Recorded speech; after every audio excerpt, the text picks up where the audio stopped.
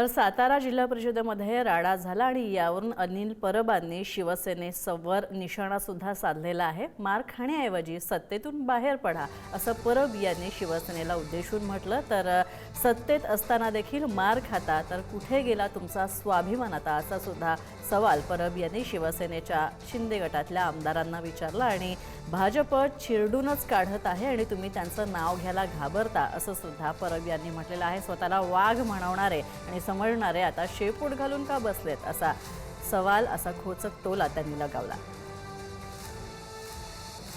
तर मंत्री मार खातो या महाराष्ट्रामध्ये, आम्ही मंत्री म्हणून बघत नाही, आम्ही सरकार म्हणून बघतोय।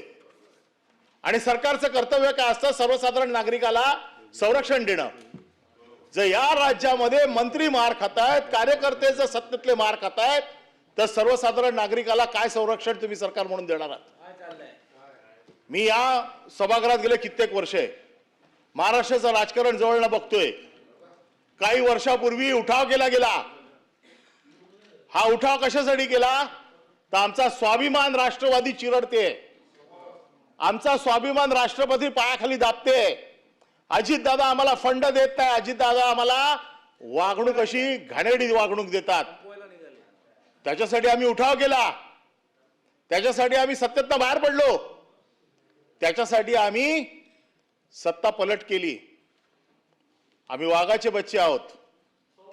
सभापती महोदय, नाही सभापती महोदय, माझं पूर्ण 289 का होतोय?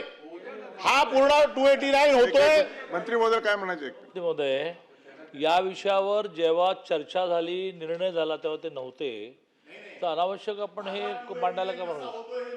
तो 289 तुमचा 289 तिथे दालनातच आहे, थोडक्यात मांडा आपण। नाही, माझं म्हणणं या विषयावर विस्तृत स्वरूपामध्ये मांडू नका, थोडक्यात मांडा आपण। या विषयावर चर्चा झाली, काही रुलिंग दिलं गेलं, चर्चेवरच ऑब्जेक्शन आहे। या राज्यामध्ये मंत्री मार खातायत आणि एवढी वाईट परिस्थिती आहे मंत्र्यांची, भारतीय जनता पक्षाचं नाव घ्यायला घाबरतायत।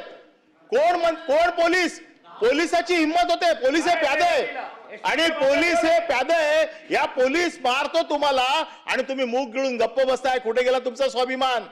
कुठे गेला तुमची बंडखोरी वृत्ती? आणि मला वाईट तर वाटतं, राष्ट्रवादीने देखील मार खाल्लाय। म्हणजे फक्त शिवसेनेनेच मार खाल्ला नाही, राष्ट्रवादीने मार खाल्लाय।